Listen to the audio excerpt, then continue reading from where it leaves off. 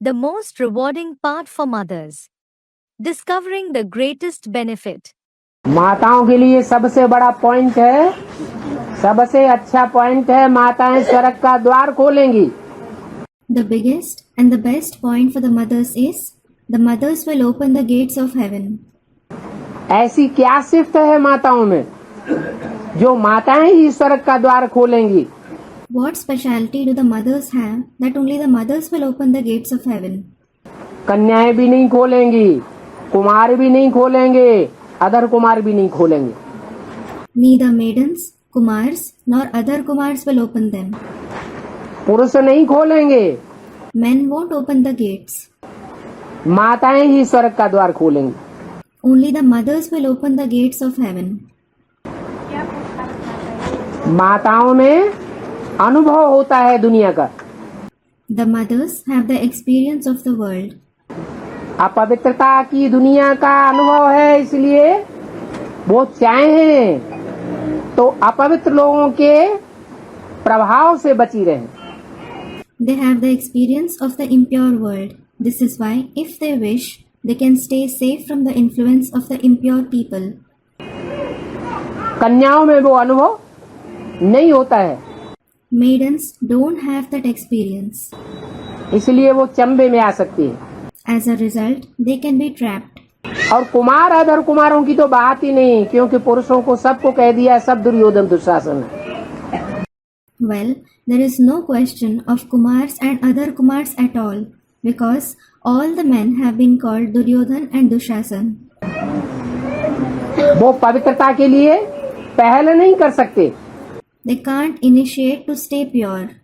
द्वापर युग से पुरुष जाति ने ही स्त्री को बिगाड़ा है। From the Copper Age, the male gender itself has spoiled the women.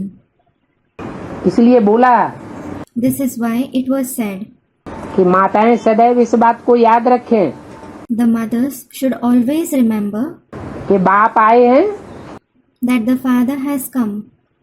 हमारा बुद्धि योग ऐसा बनाते हैं, हमारे बुद्धि रूपी हाथ ऐसे तैयार होते हैं कि हम स्वर्ग का गेट खोलने के लायक बनेंगे। He makes our buddhi yog such, our hand-like intellect gets ready in such a way that we will become worthy of opening the gates of heaven. Buddhi yog is connection of the intellect. पुरुष ऐसा पुरुषार्थ नहीं कर सकेंगे, हमको सहन करना है।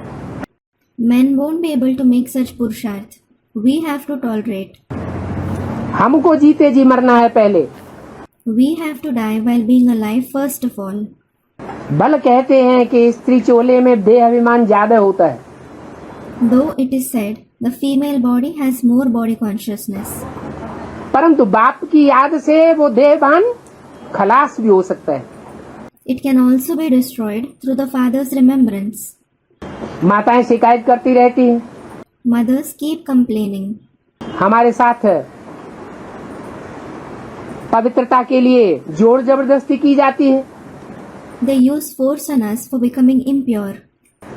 हम परवश हो जाते हैं। We come under their control. बाप कहते हैं बाप की याद में उड़ जाओ, मुर्दा बना दो। The father says, fly in the father's remembrance. Make yourself a corpse. ऐसी निराकारी स्टेज बना दो Have such incorporeal stage जो तुम्हारी मनोबुद्धि रूपी आत्मा के ऊपर कोई असर ही न पड़े। that there shouldn't be any effect on your mind and intellect in the form of soul. देह अलग पड़ी हुई है, आत्मा अलग ऊपर उड़ गई। It should be as if the body is lying separately and the soul has flown above. पुरुष तो ये काम नहीं कर सकेंगे, Men won't be able to do this. पुरुषों की प्रकृति ही ऐसी है। Their very nature is such. बल माताएं समझती हैं कि पूर्व जन्म में हम भी पुरुष थे, Though the mothers understand, we were also men in the past births.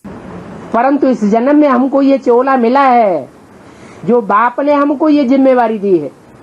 But we have received this body in this birth. So the Father has given us this responsibility. तो क्यों नहीं उस जिम्मेवारी को उठाए लेना चाहिए?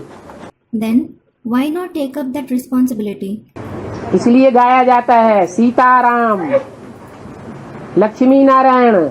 This is why it is praised. Sita Ram, Lakshmi Narayan. माता का नाम आगे किया जाता है। The name of the mother is kept first. माताओं के सहयोग से ही राम वाली आत्मा भी पतित पावन कही जाती है। Even the soul of Ram is called the purifier of the impure only because of the support of the mothers.